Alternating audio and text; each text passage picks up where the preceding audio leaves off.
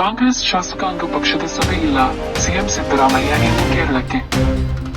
High court ತೀರ್ಪು ಬೆನ್ನಲ್ಲೇ ಬುಧವಾರ ಸೆಪ್ಟೆಂಬರ್ 25ಕ್ಕೆ ಸಿಎಂ ಕಾಂಗ್ರೆಸ್ ಶಾಸಕಾಂಗ ಪಕ್ಷದ ಸಭೆ ಕರೆದಿದ್ದಾರೆಂಬ ಸುದ್ದಿ ಪಕ್ಷದ ಶಾಸಕರ ವಲಯದಲ್ಲಿ ಹರಿದಾಡಿತು.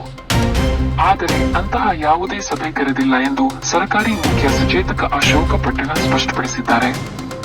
ಈ ನಡುವೆ ಸಿಎಂ ಕಾರ್ಯಕ್ರಮಗಳು ಪೂರ್ವ ನಿಗದಿಯಂತೆ ನಡೆಯಲಿವೆ. ಬುಧವಾರ ಕೇರಳಕ್ಕೆ ತೆರಳಲಿದ್ದಾರೆ ಎಂದು ಮೂಲಗಳು ತಿಳಿಸಿವೆ.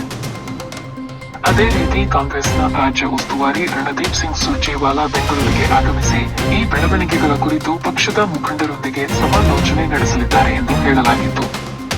ಆದರೆ ಜಮ್ಮು ಮತ್ತು ಕಾಶ್ಮೀರ, ಹರಿಯಾಣ ವಿಧಾನಸಭಾ ಚುನಾವಣೆಯಲ್ಲಿ ವ್ಯಸ್ತರಾಗಿರುವುದರಿಂದ ಸದ್ಯಕ್ಕೆ ರಾಜ್ಯ ಭೇಟಿ ಇಲ್ಲ ಎಂದು ಪಕ್ಷದ ಮೂಲಗಳು ಸ್ಪಷ್ಟಪಡಿಸಿವೆ.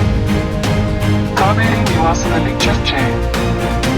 ಹೈಕೋರ್ಟ್ ತೀರ್ಪು ಹೊರಬಿದ್ದ ಸ್ವಲ್ಪ ಹೊತ್ತಿನಲ್ಲಿ ಸಿಎಂ ಅಧಿಕೃತ ನಿವಾಸ ಕಾವೇರಿಯಲ್ಲಿ ಡಿಸಿಎಂ ಡಿಕೆ ಶಿವಕುಮಾರ್ ಸೇರಿ 10ಕ್ಕೂ ಹೆಚ್ಚು ಸಚಿವರು ಸಿಎಂ ಅವರನ್ನು ಭೇಟಿ ಮಾಡಿ ಸಮಾಲೋಚನೆ ನಡೆಸಿದರು.